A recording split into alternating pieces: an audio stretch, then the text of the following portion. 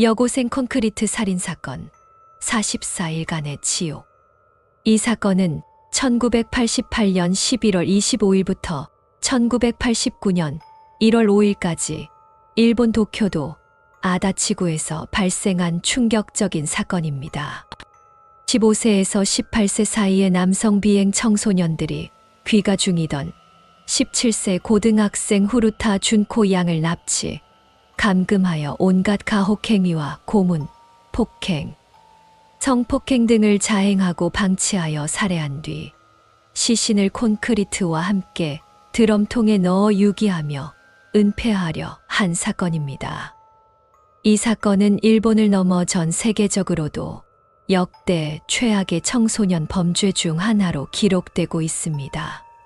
피해자가 세상을 떠난 지 36년이 지났음에도 불구하고 청소년이 저질렀다고는 상상하기 어려운 끔찍한 범행과 사법 당국의 솜방망이 처벌로 인해 현재까지도 일본은 물론 전 세계적으로 회자되고 있습니다.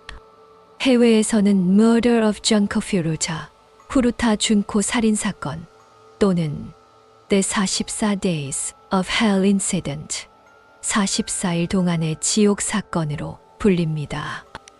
피해자 후루타 준코 양, 당시 17세는 사이타마현 미사토시에서 이남 1녀 중 둘째로 태어났으며 사이타마현 야시오시 미나미가와사키 소재 고등학교 3학년 학생이었습니다.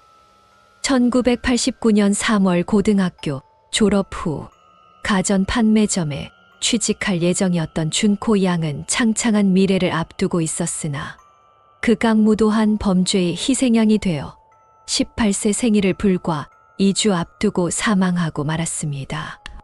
최근 후루타 준코 살인사건은 다시 한번 논란의 중심에 섰습니다. 그 이유는 다음과 같습니다. 범죄의 잔혹성입니다. 가해자들은 후루타 준코에게 500에서 800회의 집단 강간, 하루 18시간 이상의 폭행, 끔찍한 성적 고문을 가했습니다. 그녀는 배설물, 쓰레기, 곤충을 먹도록 강요당했고 장기가 파열될 정도로 심하게 구타당했습니다. 이러한 끔찍한 범죄 행위는 인간의 존엄성을 훼손하는 극악무도한 것이었습니다.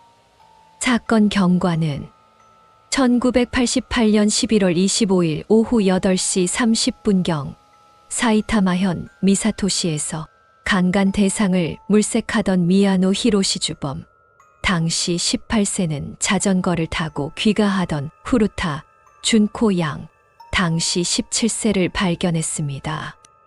그는 동료인 미나토 신지, 당시 15세에게 내가 잘 해볼 테니 저 여자를 발로 차라고 지시했습니다.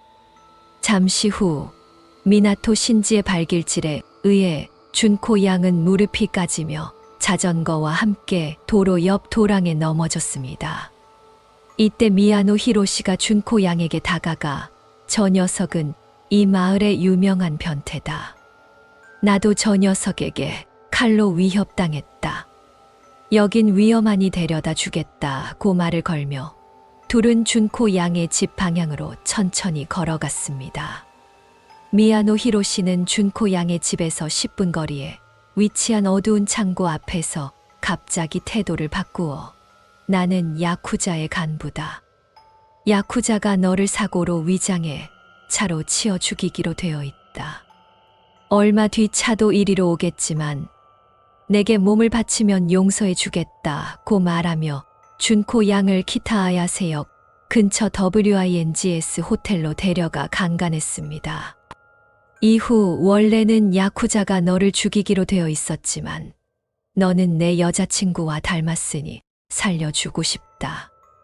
너를 죽이지 말아 달라고 윗선과 잘 얘기해 볼 테니 그때까지 여기에 있어라고 말하며 준코 양을 안심시켰습니다. 그 직후 미야노 히로시는 납치 당일 자판기 앞에서 행인을 상대로 퍽치기를 하던 동료 오구라 유즈루 당시 17세와 와타나베 야스시 당시 16세에게 전화를 걸어 여자를 하나 잡아두고 있다. 너희들도 같이 즐기지 않겠냐? 고 말하며 그들을 불러냈습니다. 이때 오구라 유주로는 미야노 히로시와 통화하며 여자를 돌려보내지 마라. 그냥 납치해 버리자 등의 말을 했다고 전해집니다. 그들은 미야노 히로시와 준코 양이 묵었던 러브호텔로 찾아가 준코 양을 수차례 윤간한 뒤 호텔에서 끌고 나와 인근 밤거리를 함께 배회했습니다. 이때 준코 양은 낯선 사람들에게 둘러싸여 생전 처음으로 술을 마시게 됩니다. 도중 차량 안에서 미야노 히로시가 준코 양에게 미나토 신지가 너를 좋아한다. 미나토 신지와 사귀어라고 명령했지만 준코 양은 고등학교 졸업 전까지는 남자를 사귀기 곤란합니다. 라고 답했습니다. 이에 심기가 불편해진 미야노 히로시는 준코 양에게 교육을 시켜주겠다고 말했습니다. 그러던 중 미야노 히로시와 오구라 유주루가 술을 마시러 자리를 비웠고 미나토 신지의 집 근처 공원에서 대기하던 나머지 일행들은 추위를 피해 가까웠던 미나토 신지의 집으로 준코 양을 데려가 감금하게 됩니다. 잔혹 행위 시작 및 가족 개입 무산 11월 27일부터 12월 6일까지 11월 27일 길에서 행인을 폭행하던 미야노 히로시는 함께 어울리던 나카무라 테츠오 당시 16에서 17세와 이하라 코이치 당시 15에서 16세에게 좋은 것을 보여주겠다며 불러내어 23시경 미나토 신지의 집에서 잠들어 있던 준코 양 앞에 나타났습니다. 미야노 히로시는 준코 양을 겁주기 위해 감기약을 각성제인 척 복용하고 약에 취한 듯 행동하며 준코 양을 넘어뜨렸습니다. 미나토 신지의 형이 쿠션으로 준코 양의 얼굴을 누르자 준코 양은 소리치며 저항했습니다. 이 과정에서 비명 소리로 인해 미나토 신지의 부모가 2차례 찾아왔습니다. 먼저 미나토 신지의 어머니가 2층에서 나는 소음에 방문을 열어 확인하려 했으나 조명이 꺼져 스탠드만 켜져 있던 상태라 상황을 제대로 인지하지 못했습니다. 이후 준코 양이 비명을 지르자 미나토 신지의 아버지가 올라와 문 앞까지 와서 너희들 지금 뭐 하는 거지? 라며 상황을 물었으나 미나토 신지가 상관하지 마라고 소리 지르자 돌아갔습니다. 일련의 과정으로 화가 난 가해자들은 2시간 동안 준코 양의 허벅지와 다리를 집중적으로 폭행했고 음부에 불을 붙인 뒤 비명을 지르지 못하게 입을 막고 윤간했습니다. 11월 30일 납치 후 5일이 지난 11월 30일 준코 양의 부모가 경찰에 신고할 것을 걱정한 미야노 히로시의 제안으로 가해자들은 준코 양에게 먼 지역의 공중전화로 집에 가출했으니 찾지 마. 친구 집에 있으니 실종 신고는 취소해 줘라는 내용의 전화를 강요했습니다. 이때 소년들은 경찰의 위치 추적이 어렵게끔 전화를 걸 때마다 다른 장소에서 통화하도록 지시했습니다. 5일에 걸쳐 3번 전화를 걸게 하면서 경찰서도 멀고 저 차는 야쿠자의 차다. 도주하려고 하면 내가 너를 죽일 것이다 라고 협박했으며 통화 중에도 일원들이 옆에서 감시했습니다. 그리고 그날 미나토 신지의 어머니와 인사한 준코 양은 자신을 사이타마현의 고교생이라고 소개했고 미나토 신지의 어머니는 준코 양에게 늦었으니 어서 집으로 돌아가라고 말했습니다.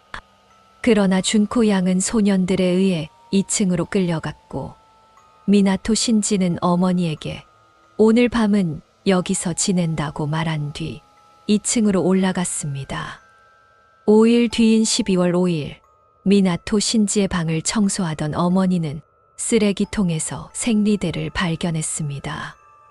이에 2층으로 찾아가 감시 담당인 와타나베 야스시와 함께 있던 준코 양에게 왜 집에 돌아가지 않았냐고 물었지만 와타나베 야스시의 감시를 받던 준코 양은 대답하지 못했습니다.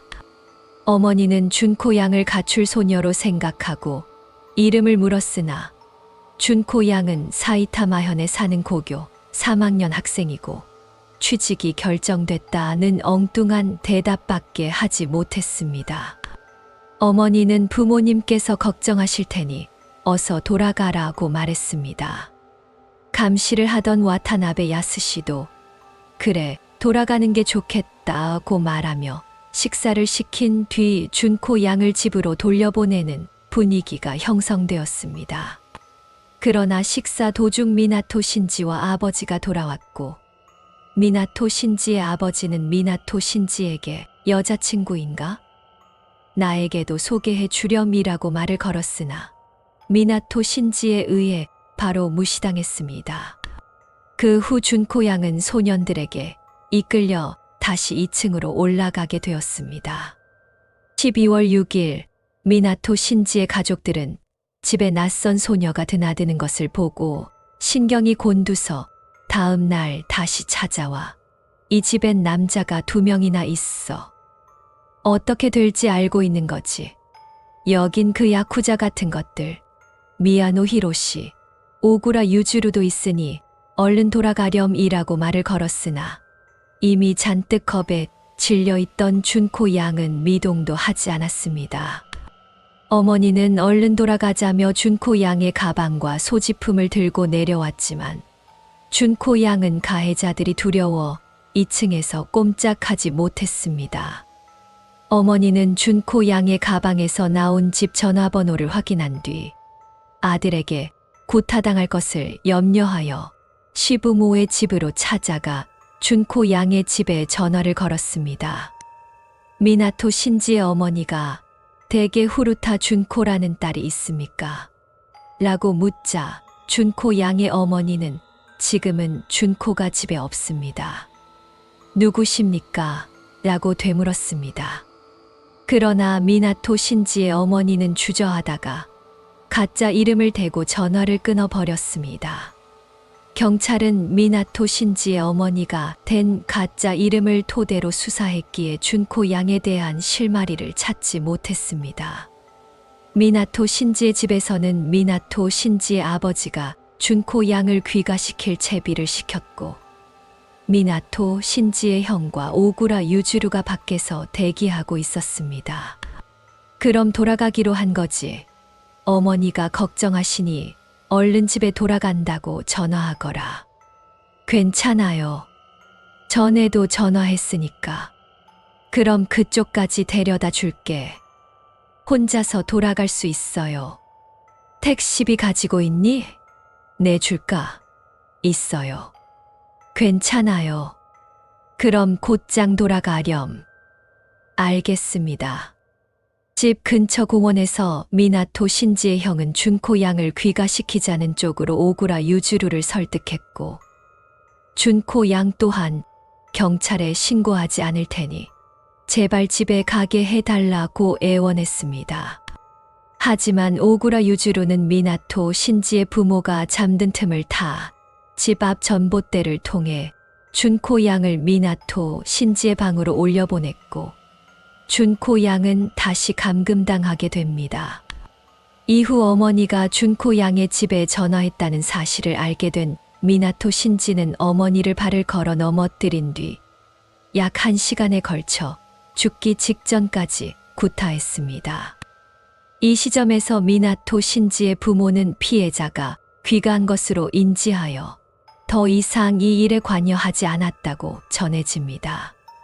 이때 이미 준코가 귀가한 줄 알았다고 진술하긴 했지만 아들의 폭행이 두려워 알면서도 모른 척했을 가능성이 큽니다. 물론 아들의 친구라는 불량 청소년들이 자기 집을 제 집처럼 들락날락거려서 차마 2층으로 올라갈 상황이 안 되어 진짜로 못 봤을 가능성도 있습니다.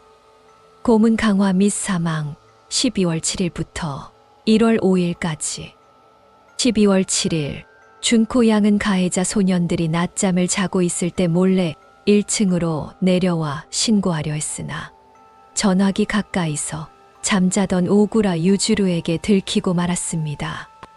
강제로 전화가 끊기자 경찰은 역추적으로 다시 전화를 걸었으나 오구라 유주루는 여동생이 장난 전화를 건 모양이다. 죄송하다고 말하며 무마시킨 뒤 전화를 끊었습니다.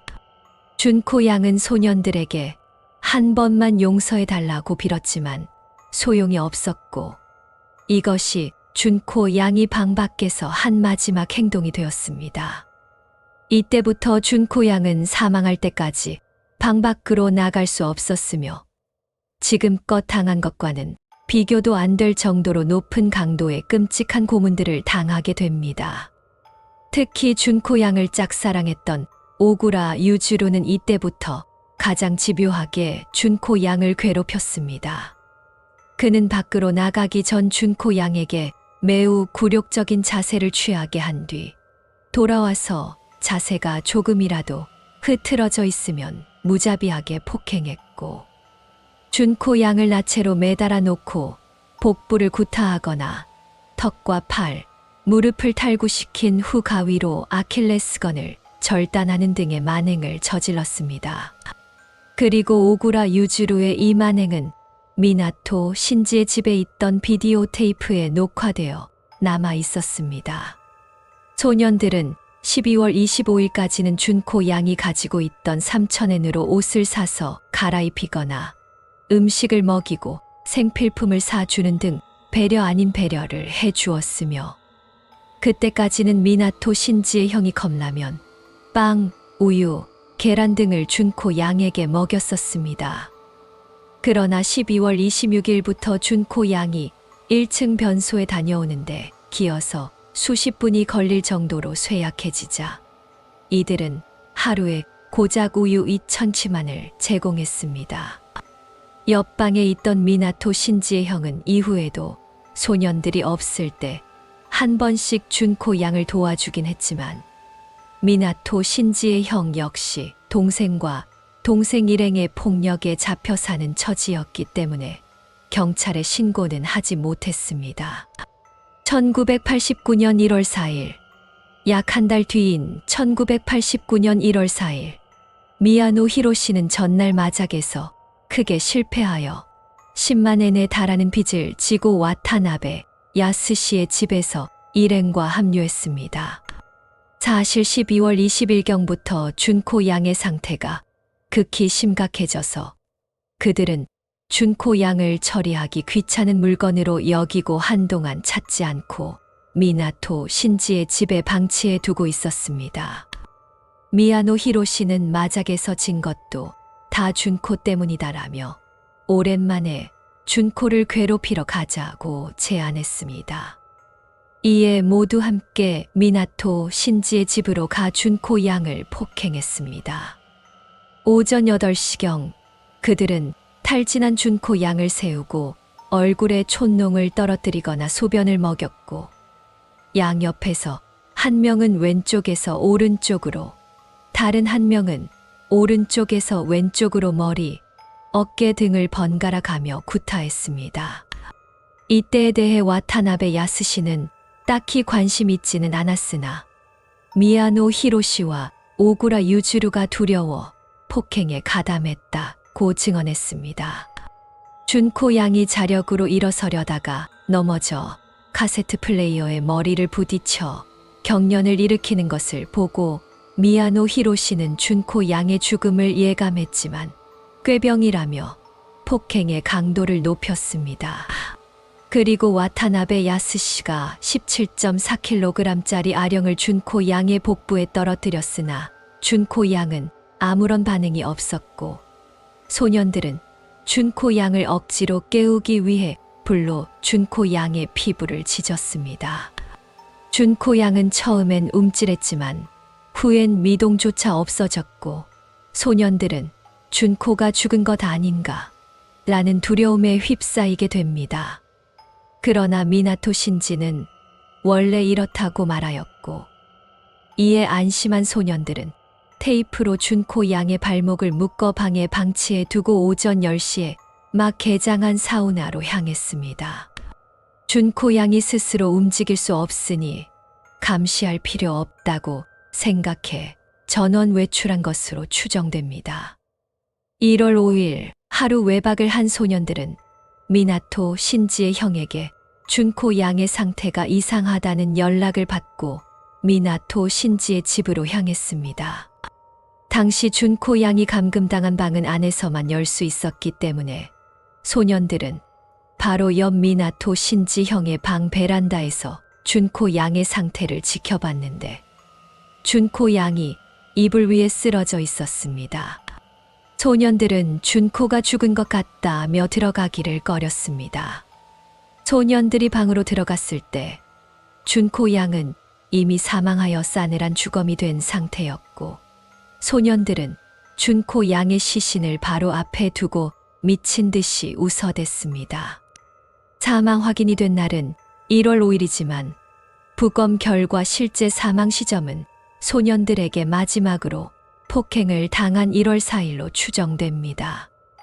너무나 안타깝게도 준코 양의 기일 1월 4일은 준코 양의 생일 1월 18일, 약 2주 전이었습니다. 또한 준코 양이 납치된 지 3일 후가 어머니의 생일이었기 때문에 전부터 준코 양은 어머니가 좋아하는 딸기 케이크를 만들고 있었다고 합니다. 시신 6기 미야노 히로시는 대낮에 자신의 집 앞 주차장으로 공범들을 불러내어 준코 양의 시신을 이불로 싸맨 뒤 여행 가방에 넣고 테이프로 감아 자신이 일했던 타일 공장 근처에서 가져온 드럼통에 넣어 콘크리트를 채우고 돌과 벽돌 등으로 고정했습니다. 그리고 그들은 드럼통을 검은 쓰레기 봉투에 넣고 테이프로 밀봉한 뒤 미야노 히로시가 빌려온 외건 차량을 이용해 도쿄도 고토구 와카스 14호지 해변 공원 정비 현장의 공터에 버리고 달아났습니다. 원래 미야노 히로시는 드라마 톤보의 마지막 회를 녹화한 비디오를 사서 꽃다발과 함께 넣으려 했다고 전해집니다. 이 드라마에 대해 준코 양이 언급한 적이 있었기 때문으로 추정되는데 범인을 특정하는 단서가 될 수도 있다는 오구라 유주로의 만류로 인해 그만두었다고 합니다. 우발적인 살인도 아니고 죄 없는 준코 양을 납치, 감금하여 죽을 때까지 온갖 고문을 가해 결국 잔인하게 살해해 놓고 이제 와서 추모하는 것이 무슨 의미가 있는가 싶지만 체포 후 미야노 히로시가 밝힌 이유는 준코 양이 불쌍해서라기보다는 준코 양의 원혼에 저주받기 싫어서였다고 합니다. 만약 드럼통을 바다에 버렸더라면 혹은 담당 형사의 말실수가 없었더라면 이 사건 자체가 영원히 묻혀버렸을지도 모릅니다. 사건 발각 및 재판. 사건 발각 1989년 3월 29일 이 천인공노할 사건은 가해자들의 시체 유기로 인해 영영 묻힐 뻔했으나 시체 유기로부터 약 3개월 뒤인 1989년 3월 29일 뜻밖의 일로 사건의 전모가 밝혀졌습니다. 미야노 히로시는 사건 이전인 1988년 11월 8일에 있었던 또 다른 19세 여성을 대상으로 한 강간치상, 미철도 등의 혐의로 내리마 소년감별소에서 아야세 경찰서 수사관의 조사를 받고 있었는데 이 과정에서 담당 형사가 우연히 실수로 너 사람을 죽이면 안 되잖아 질문을 했습니다.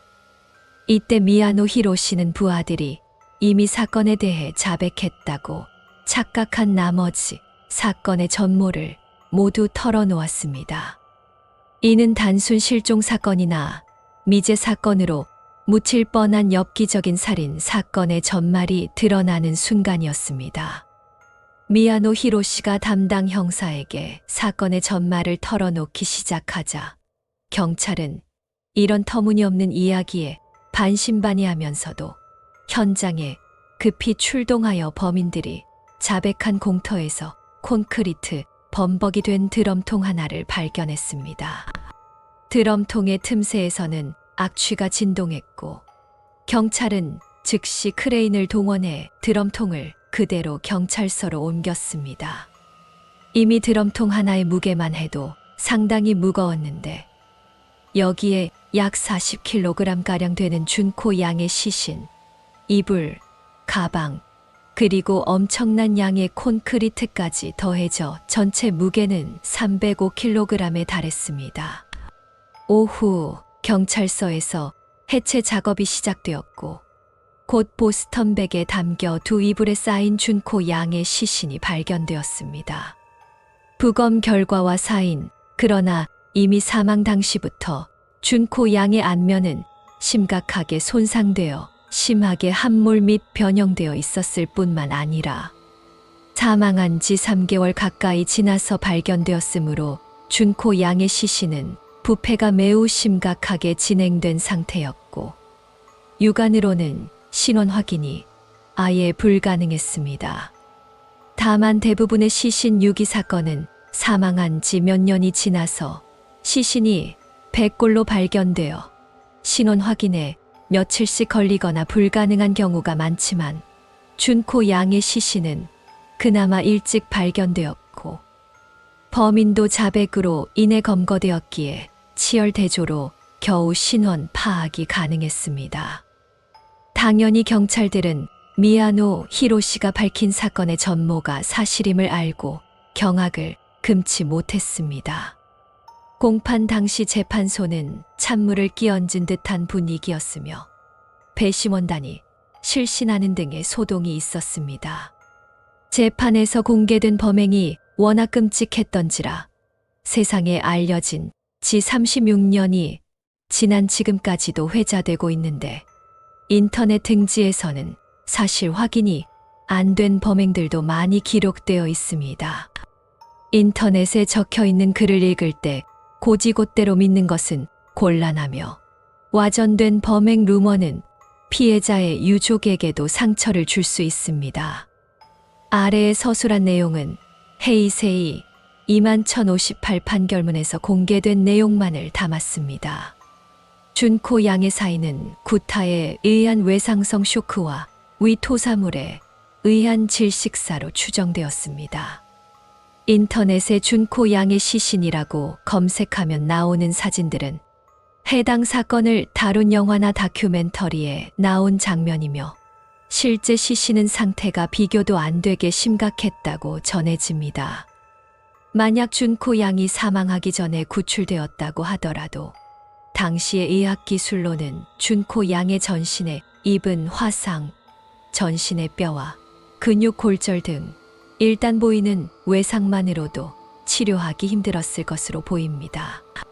무엇보다 그는 외상뿐만 아니라 극도의 영양실조 상태였고 각종 폭행과 고문으로 인해 생긴 극심한 후유증과 트라우마, 정신질환 등에 시달리면서 오래 살지 못하고 사망했을 가능성이 높습니다.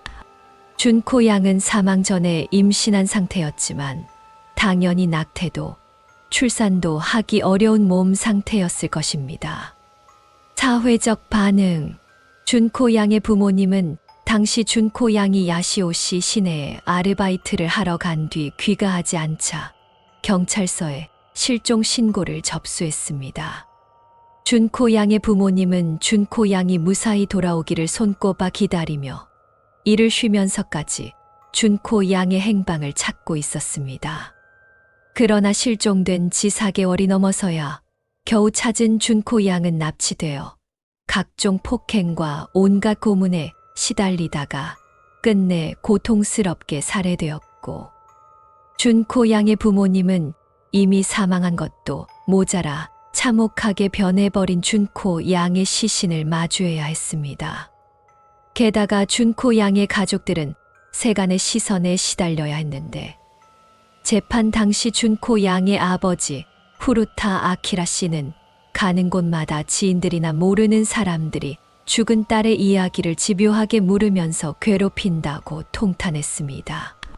특히 지인들은 질문하고 나서 위로라도 해줬지만 기자들과 다른 모르는 사람들은 그런 것도 없었다며 한탄했습니다.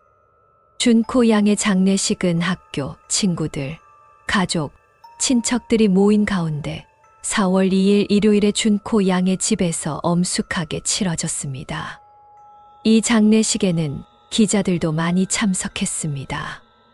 원래 일본식 장례식은 고별식을 마치고 화장을 하는 경우가 더 많지만 시신의 상태가 워낙 심각하다 보니 부검이 끝나자마자 바로 화장을 하고 장례식을 시작했습니다. 준코 양의 묘지는 한번 오구라 유주루의 부모에게 훼손된 후 다른 곳으로 이장되었으며 외부에 공개되지 않고 있다고 전해집니다.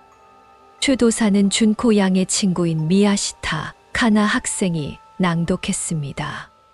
그리고 4월 초 야시오 미나미 고등학교에서는 준코 양이 돌아오리라 믿고 보관해 두었던 졸업장을 그가 살던 집으로 보내주었습니다. 사건의 전모가 밝혀진 후 나온 관련인들의 진술 또한 통탄스럽습니다.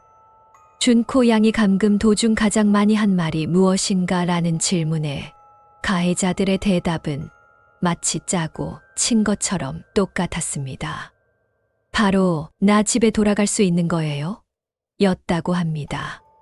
사건의 전모와 자신의 딸이 얼마나 처참하고 끔찍하게 죽어갔는지를 알게 된 준코 양의 어머니는 큰 충격을 받고 쓰러져서 오랫동안 정신과 치료를 받아야만 했으며 한동안 자살했다는 소문이 돌기도 했습니다.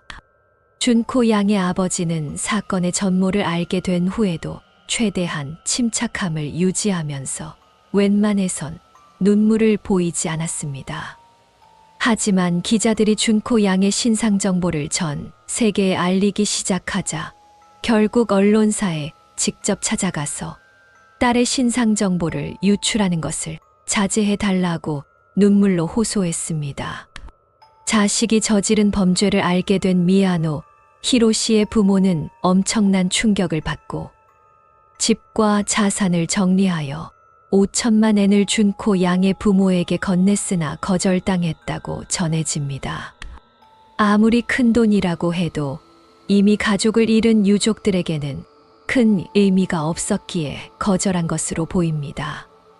다만 미야노 히로시의 부모로서는 돈이 사죄가 된다고 해서가 아니라 사죄를 할 방법이 그것뿐이었기 때문에 그렇게라도 사죄하고 싶었을 것입니다.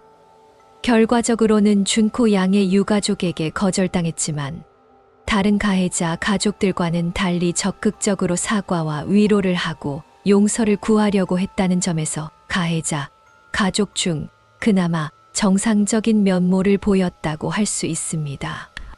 그리고 이 사건 이후 미야노 히로시의 부모도 오구라 유주루의 부모처럼 이혼한 것으로 보이는데 가해자들의 가족과 관련된 몇몇 영상의 첫 장면에서 수많은 짐 가방들을 잔뜩 든 채 기자들의 인터뷰도 거절하고 어딘가로 떠나는 사람이 미야노 히로시의 어머니 미야노 시즈에 씨입니다. 이는 미야노 히로시의 부모도 구제불능인 아들의 행동을 감당하지 못한 것으로 보이며 미야노 히로시 아버지의 혼외정사 및 동거 이외에도 자식의 범죄 행각이 이혼 사유였음이 사실상 확정적입니다. 오구라 유주루의 부모는 참으로 그 자식의 그 부모라는 면모를 노골적으로 드러냈습니다. 친모 오구라 에츠코는 자식이 전과자가 된 것에 분노하여 이게 다 준코 때문이다라고 말하며 준코 양의 묘지를 부숴버리는 충격적인 행위를 저질렀습니다.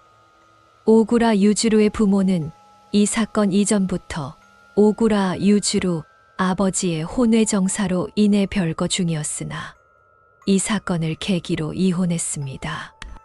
오구라 유주루의 친부 또한 사과하기는커녕 노코멘트 하겠다는 반응을 보였다고 전해집니다. 오구라 에츠코는 준코 양이 사망한 지 36년이 지난 후에도 여전히 조롱이라도 하듯 버젓이 사건 발생지 인근의 음식점을 차리는 등의 행태를 일삼으며 준코 양을 모욕하고 있다고 합니다. 또한 오구라 유주루의 부모가 유족에게 지급한 위자료는 50만 엔 정도로 매우 적었지만 사건 후 곧바로 아파트를 구입하고 오구라 유주루에게 고급차를 사주는 등 준코 양의 유가족 생각은커녕 자기 가족의 사리사욕을 위해서만 사용했습니다. 오구라 유주루의 부모는 사건에 대해 아무런 죄책감도 느끼고 있지 않는 것으로 보입니다. 또한 오구라 유주루의 어머니는 언론이나 이웃을 피해 차량 안에서 생활했다고 합니다. 준코 양이 감금된 장소를 제공한 미나토 신지의 부모는 여학생이 2층에 있는 것을 오랫동안 알고 있었으며 그녀를 돌려보내기 위해 그나마 회유하고 노력도 했지만 결국 아들이 두려워 적극적으로 확인하지 못했고 어느 순간부터는 준코가 집에 돌아갔다고 여겼기 때문에 이 정도일 줄은 몰랐다고 진술했습니다. 그런데 사건이 밝혀지고 증거 확보를 위해 경찰관들이 들이닥쳤을 때 방의 바닥과 커튼, 베란다, 벽 등이 모두 새 것으로 바뀌어 있었고 어머니가 깨끗하게 청소해서 집안에는 어떠한 증거도 남지 않은 상태였다는 점을 감안하면 과연 진짜로 몰랐을지는 본인들만이 알 것입니다. 당시 미야노 히로시와 약혼을 하고 동거를 하던 와타나베 야스시의 누나는 후루타 준코가 그 집에 감금되어 있다는 것을 내가 알았더라면 나는 무슨 수를 써서라도 그녀를 구출했을 것이다. 나는 전혀 몰랐다고 말했다고 하며 결국 파혼했습니다. 일부 황색 언론은 준코 양의 얼굴이나 교복, 수영복, 핫팬츠 차림의 사진 등을 그대로 노출하며 행실이 불량한 아이였다느니, 불량배 패거리의 일원이었다느니 하는 등의 사실 확인조차 안 된 불분명한 내용들을 기사로 내놓는 추가적인 만행을 저질렀습니다. 아무 이유도 없이 납치당한 것도 모자라 온갖 끔찍한 가혹행위와 성폭력을 당하며 억울하게 죽은 준코 양에 대하여 애도를 표하기는커녕 말도 안 되는 누명까지 씌워 버린 것입니다. 그러나 주변인들과 동급생의 증언에 따르면 준코 양은 최상위권의 성적에 결석도 1년에 2~3번 정도였으며 아르바이트도 성실히 하는 등 불량 학생과는 거리가 먼 모범생이었습니다. 준코 양은 생전에 교우 관계도 원만했고 밝고 명랑하며 누구에게나 웃으며 인사하는 상냥한 성격이었기 때문에 인기가 많았다고 합니다. 친구들의 말에 따르면 준코 양은 아이돌을 동경했으며 고등학교 졸업 후에는 곧바로 근처의 가전 판매점에 취직하기로 결정되어 있었다고 합니다. 케이크 만들기가 취미였던 준코 양은 크리스마스에 어머니와 함께 케이크를 만드는 날을 기다리고 있었습니다. 준코 양은 평소 부모를 공경하는 아이였으며 아르바이트도 졸업 여행을 위한 것이었다고 합니다. 준코 양이 아르바이트를 하던 곳에서는 왜 준코 양이 출근을 하지 않는지 몰랐다고 전해집니다. 설령 피해자가 생전에 불량하다고 해서 범죄가 정당화되지도 않지만 실제로 준코 양은 살아생전 모범생이었는데도 아무 잘못도 없이 온갖 고문에 고통스럽게 시달리다가 끝내 억울하게 사망했습니다. 그럼에도 기자들은 억울하게 사망한 준코 양에 대한 잘못된 기사들을 게재하여 준코 양이 각종 유언비어에 시달리게 만들었습니다. 기자들은 오로지 자극만을 노리며 자신들의 이익을 추구했고 기사로 인해 사건과 관련된 사람들이 어떻게 될지 아예 신경조차 쓰지 않았던 것입니다. 사실이 아닌 기사 때문에 말도 안 되는 각종 비난이 무고한 피해자인 준코 양과 그의 가족들에게까지 쏟아졌고 준코 양의 아버지는 범행 내용이 너무나 끔찍해서 자신의 아내에게 딸이 어떻게 죽었는지 자세히 알리지 않으려고 했으나 기자들이 쉴 새 없이 찾아와 사건에 대한 내용이 담긴 칼럼 등을 보내면서 준코 양의 부모에게 딸이 끔찍하게 살해된 일에 대한 의견을 물었습니다. 결국 기자들의 무책임하고 무개념한 행동들 때문에 준코 양이 얼마나 고통스럽게 고문당하다가 끝내 잔인하게 사망했는지. 사건의 내용에 대해 전부 알게 된 준코 양의 어머니는 누가 옆에 있어주지 않으면 자살할 것 같을 정도로 상태가 심각해졌다고 합니다. 결국 분노한 준코 양의 아버지는 딸의 실명 보도에 대한 문제점을 강하게 제기했습니다. 이후 준코 양의 가족들은 피해자의 유족임에도 불구하고 남들의 시선을 피해 숨어 살 수밖에 없었습니다. 이 사건을 바탕으로 쓰인 여고생 콘크리트 살인 사건, 그녀의 억울함을 알겠습니까? 라는 책은 준코는 언론에게 다시 한번 살해당했다고 기술하기도 했습니다. 이러한 언론의 파렴치한 만행은 일본의 마스고 미기레기를 비판할 때 자주 거론되는 사례들 중 하나가 되었습니다. 판결. 도쿄 지방검찰청은 미야노 히로시부터 와타나베 야스시까지 총 4인을 상호 공모에 의한 미필적 고의에 따른 살인, 외설 목적의 유괴, 약취, 감금, 강간, 사체유기 등의 각 죄로 피고인들이 가정 형편에 있어서 불우하게 성장했음을 감안해도 일본 소년범죄, 사상 보기 드문 중대하고 흉악한 범죄를 저질러 인간의 탈을 쓰고 어찌 이런 행위를 할 수 있는지 의심이 갈 정도로 매우 잔악하고 무자비하게 피해자에게 고통을 안겨 사회적인 무리를 빚은 점을 참작해야 한다면서 피고인 미야노 히로시를 주범으로 공소 사건의 발단을 만든 배후라며 무기징역을, 오구라 유즈루를 미야노 히로시의 최측근으로서 미야노 히로시의 버금가는 지위로 하여금 공소 사건을 주동해 종국에는 공소 사실에 기재된 범행을 자행하는 데까지 이르렀다고 볼 수 있다며 징역 13년을, 미나토 신지와 와타나베 야스시는 준코 양에 대한 범행에는 가담했지만 피고인 미야노 히로시와 오구라 유즈루의 주동하에서 소극적으로 응한 점을 참작해 각 부정기형으로 징역 장기 10년, 단기 5년의 형을 법원에 구형했습니다.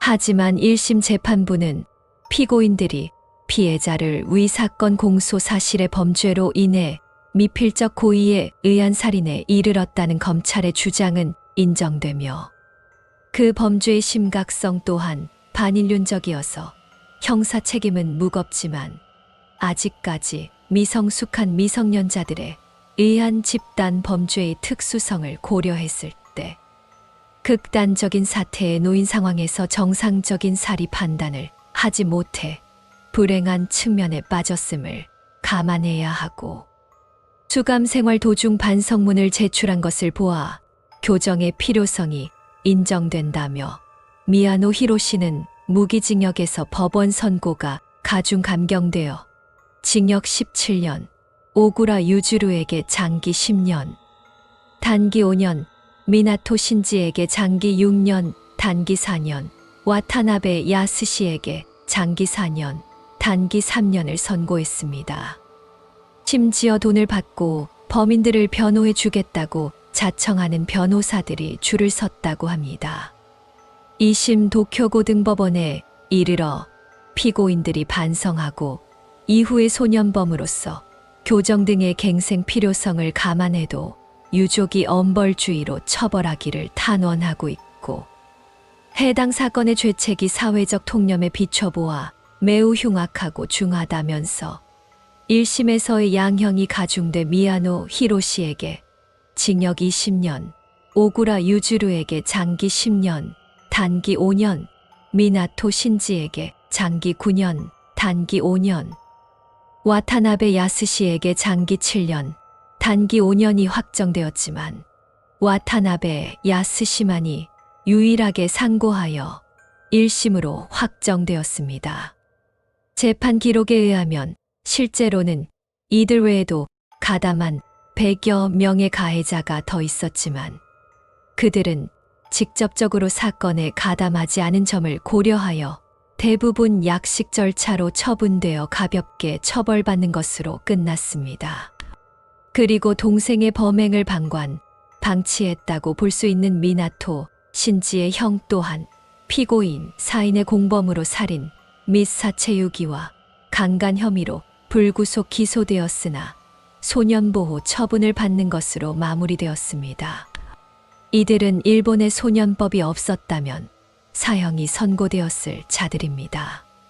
당시 기록에 따르면 법정에서도 그들은 준코를 인간이라고 생각하지 않았고 심지어 그녀가 죽는다는 생각조차 할 여지가 없었다고 말한 것으로 기록되어 있습니다.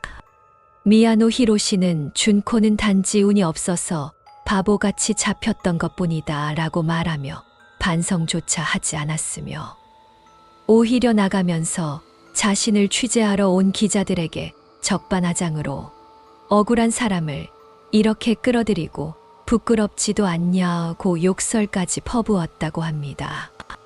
게다가 그는 눈물을 흘리긴 했으나 그것은 피해자에게 저지른 짓에 대한 반성의 눈물이 아니라 병신같이 잡혀버린 자신 스스로가 불쌍해서 흘린 눈물이었다는 말도 있습니다. 분노한 준코 양의 부모는 피고인 측의 면회 신청 및 성묘를 금지했고 그 비통한 심정을 재판소에 토로했습니다. 준코 양의 아버지는 재판 증언 당시 피고인에 대한 원 판결의 과형은 너무 가볍다고 했습니다. 그나마 형량을 제일 많이 받은 미야노 히로시도 준코 양의 부모 입장에서는 죽일 놈인데 나머지 가해자들도 미성년자라고 해도 가벼운 형벌을 받았다는 것입니다. 다만 소년법의 적용뿐만 아니라 사형 판결을 내리는 일본 사법부의 관행에 비춰봤을 때 판사들이 사형 판결까지 나올 성질이 아니라고 판단했다는 분석도 있습니다. 다수를 살해하거나 유괴살인 혹은 살인 전과가 있는 상황에서의 추가적인 살인은 사형 선고가 원칙이지만 그 외의 살인에 대해서는 가급적 사형 선고를 회피하거나 주범만 사형을 선고하는 것이 일본 사법부의 관행이었기에 20년 이상 선고가 불가능한 소년법의 적용과 더불어 미야노 히로시에게만 엄한 판결이 나온 것이라는 분석입니다. 현재도 크게 달라진 것은 없어서 간혹 나오는 일본의 사형 집행 기사를 보면 사형수 대부분이 사람을 2명 이상 살해하거나 살인 재범, 유괴 살인 등을 저지른 범죄자들 뿐입니다. 이 사건은 일본의 소년법과 형량의 적절성에 대한 논란을 불러일으켰습니다. 4년 뒤인 1992년에 발생한 이치카와 사인 가족 살인 사건의 범인 세키 테루이코는 이 사건의 범인들이 사형이 아닌 징역형을 선고받은 것을 근거로 나의 범행은 별거 아니다 라고 주장했으나 이 사건은 범행 수위와 별개로 한 명이 살해된 것과 달리 이치카와 사인 가족 살인 사건은 여러 사람이 살해되었고 무엇보다 범행 당시 테루이코가 만 19세로 성인이었기 때문에 2017년 12월 19일 얄짤없이 사형되었습니다. 세키 테루이코가 언급한 여고생 콘크리트 살인 사건은 범행 당시 가해자들의 나이가 15세에서 18세였기 때문에 소년법에 따라 20년 이상의 형벌을 받지 않은 것입니다. 참고로 일본은 법률상 나가야마 기준에 따라 2명 이상 살해할 시 어지간하면 사형 선고를 내리고 집행합니다. 추가로 이 사건이 발생한 시기에 도쿄 사이타마 연쇄 유아 납치 살해 사건도 발생했습니다.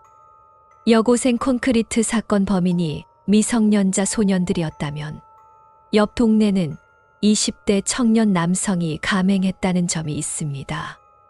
두 사건의 범인들 모두 재판 후에도 반성의 태도가 전혀 없었다는 공통점이 있습니다.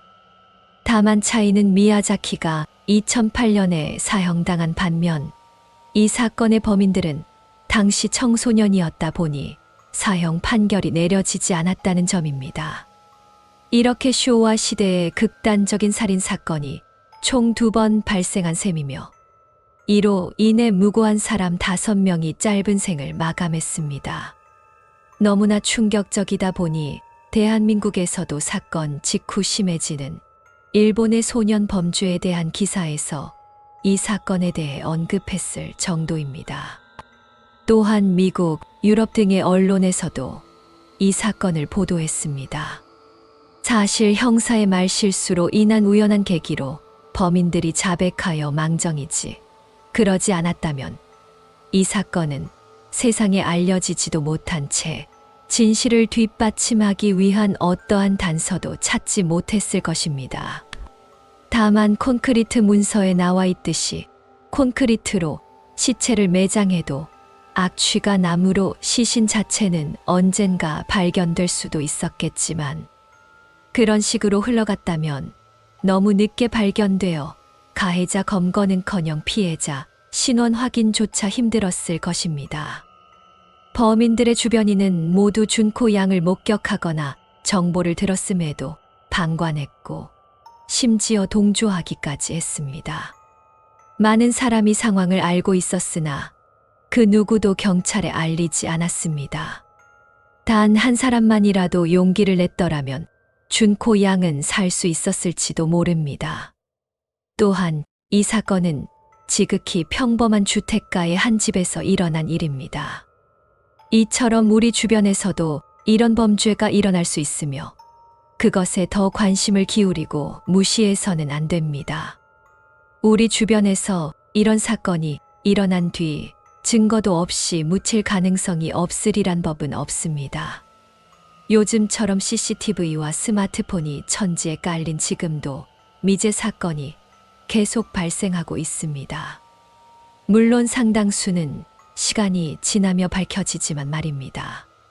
실제로 논픽션 작가 후지 세이지가 주범들과 공범 그리고 목격자들을 만나 탐문한 것을 바탕으로 엮은 책 소년의 거리 개정판 17세의 살인자에 따르면 사건 관계자 대부분은 경찰에 신고하지 않은 이유에 대해 여학생을 납치한 것은 알았지만 귀찮은 일에 엮이기 싫었다. 나와는 상관없는 일이다. 다른 사람이 신고하겠지. 소년들의 보복이 두려웠다. 집에 돌려보냈다는 말이 미심쩍었지만 범인과는 친구였기에 믿었다고 말했습니다. 주범들의 명령에 따라 준코 양을 강간하고 폭행한 소년들 중 일부도 자신의 죄가 밝혀질까 두려워 신고하지 않았고 심지어 자신만 죄책감에 시달리는 것이 두려워 친구를 범행에 끌어들인 소년까지 있었다고 합니다. 이를 바탕으로 후지 세이지는 준코 양을 살해한 것은 주범들이지만 직접 범행에 가담하지 않은 그들 한 명 한 명의 무관심과 약한 마음 역시 확실하게 준코 양을 살해하는 일에 가담했다고 결론 내렸습니다. 사건이 벌어진 동네는 사건 이후에는 재개발되어 백화점 및 신도시가 들어선 주택가가 되었지만 사건 당시에는 좁고 어두운 골목에 막장 치안으로 유명했습니다. 특히 준코 양이 감금되어 생을 마감한 19만 7,090년대 도쿄도 아다치구 일대는 과거부터 깡패 소굴로 가장 악명이 높았습니다.